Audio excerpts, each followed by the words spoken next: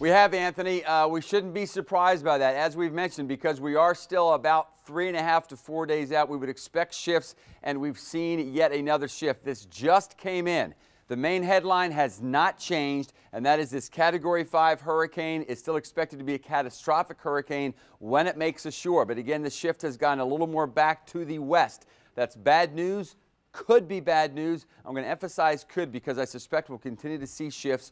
Could be bad news for our friends in southwest Florida, maybe some slightly better news for those in southeast Florida. But as we mentioned earlier this evening, as bad as it was, I think symbolically, to see the line over us, that did mean the hurricane, at least with the 5 p.m. forecast, would stay over land longer. And so that then made what had been last night a forecast for a Category 3 offshore of us, a 2 becoming a 1. Now tonight, with this new cone, this could be good news for us. I really want to emphasize could, because there will be shifts again. But this track would keep the hurricane over land even longer.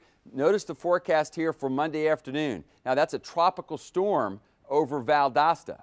So basically from a Category 3 near Orlando after being catastrophic in South Florida, and Category 3 is a major hurricane, but that would imply probably for our area a Category 1 hurricane type condition weakening to a tropical storm by the time it makes it to South Georgia. Now that's a could. Remember, this cone indicates the variation, and I wouldn't be surprised if we see some swing back to the east as well. But notice that turn not quite as hard to the north as had been forecast. Still bad news for South Florida generally speaking, but it could mean that the catastrophic winds will be more of an impact for the Naples area. As far as the worst surge, it's going to be along and just to the right of the track, so that still involves southeast Florida, Miami, and the Palm Beach area, but does bring some of Florida Bay into the scenario, at least briefly. Keeps the worst of the surge away from Naples and Fort Myers, but still a close call. And again, as this system then moves northward, decreases in category by about 1 every 6 hours. More for what it means for the First Coast and local impacts in just a few moments.